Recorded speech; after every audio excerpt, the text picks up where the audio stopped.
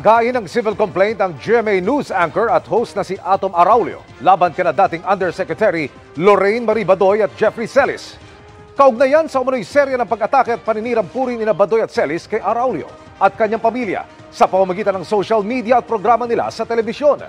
Tinawag din umano ng dalawa na anak ng aktibong CPP Central Committee leader si Araulio at makailang ulit umano siyang ni-red tag. Sa isang pahayag, sinabi ni Araulio na walang basihan ang mga paratang sa kanya ni Celis at Badoy at anyay isa umanong bahagi ng panggigipit sa malayang pamahayag. 2 milyong pisong danyos ang hinihingi ni Araulio sa civil complaint. Sa isa namang Facebook post, hinamon ni Celis si Araulio na kundinahin ang terorismo at mga gawain ng CPP, NPA, NDF sa mga mamamayan bago magsampa ng reklamo. Sinisika pa naming kuwanan ng pahayag si Badoy. Mga kapuso, samahan nyo kami sa Tutok 24. Alam mo, ito tungkol kay Atom Araulio,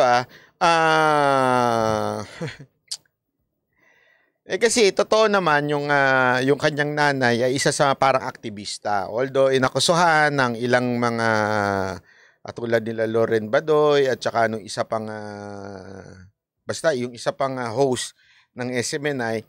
Alam mo, ako sabi ko naman paulit-ulit sa inyo to Itong si Lorraine Badoy, nakakatakot to. Kasi kahit nung panahon ni Mocha, isa yan sa mga ewan ko ba kung ano nung trip niyan. Ewan ko kung bakit medyo siya kay Mocha noon.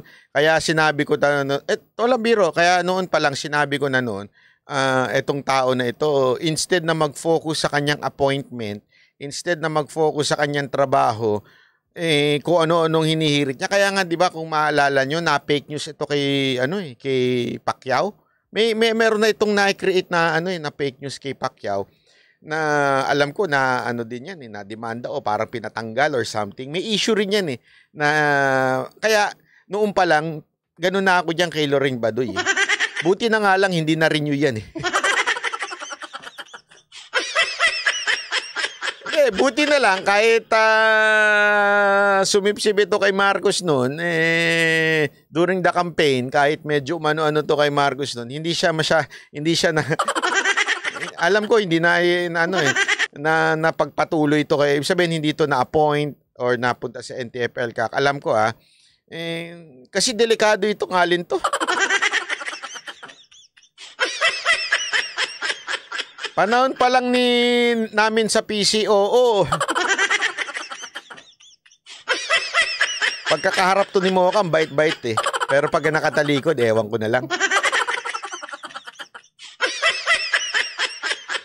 Diba?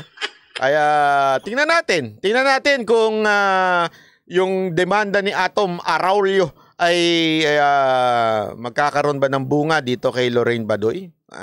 Hindi ko sinasabing tama yung hinaing kaso yung civil complaint kasi civil hindi criminal dahil naniniwala daw si Atom Araulio na ang libel ay hindi dapat i-decriminalize.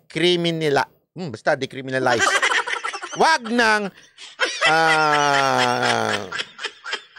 so ang gusto lang niya is civil complaint. Humingi siya ng danyos. Ewan natin kung kakatigan ito ng ating korte. Tingnan natin, Siya lang, pag kinatigan to, 2 million move, goodbye!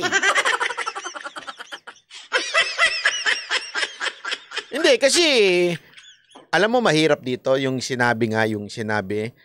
Yan ang mahirap pagka, nag-akusa ka na kaagad-agad sa isang tao na ganito. Yung evidence o yung proof doon pag-aakusa mo doon sa tao,